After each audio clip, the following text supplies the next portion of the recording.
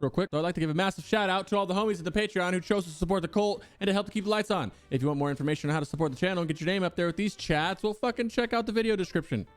All right, guys. This is a council fight, and all the bosses have a shared health pool.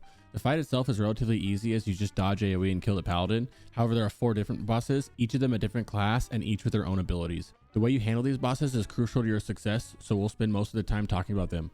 First is the mage boss. He does mage things like arcane bolts, flame strikes, blizzards, dampen magic, and arcane explosion.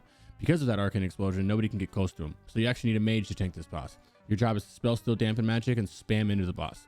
Healers keep shields and hots on the mage at all times, or just have a personal healer for him. The fight should begin with your mage starting combat with the mage boss. Next is the rogue boss. Must be misdirected and tanked by the off tank. He applies deadly poison on a random person that cannot be removed, and after that, he will then envenom somebody, which does around 5 to 6k damage.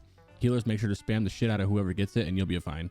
Lastly, he will vanish, and then when he comes back from the vanish, he actually ignores threat for a little bit until the off-tank hits him again. Have your off-tank rush in there and get him so he can get the threat back. Next is the priest boss. Must be misdirected and tanked by the off-tank. She hard casts the whole time, so keep Curse of Tongues on her. She will cast Circle of Healing, which must be interrupted at all costs. Otherwise, it heals all the bosses. She also casts Divine Wrath, which should also be kicked. It is important that you set up interrupt rotations and have both physical and magical interrupts for the future blessings she will receive from the Paladin boss. Prioritize Circle of Healing, as if a couple of those goes off, it can result in a wipe. She will also cast Empowered Smite on the tank, and lastly, she will put a reflective shield up around herself, reflecting half of all damage done back to the attacker, so don't attack her during it.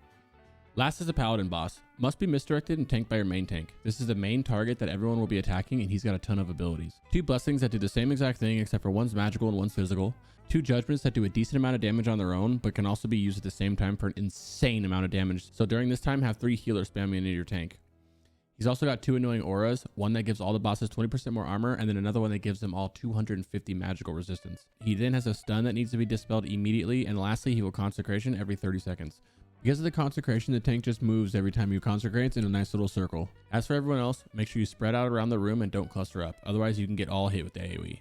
Try your hardest to stay out of them and use health stones and potions to do anything you can to stay alive. Good luck and peace.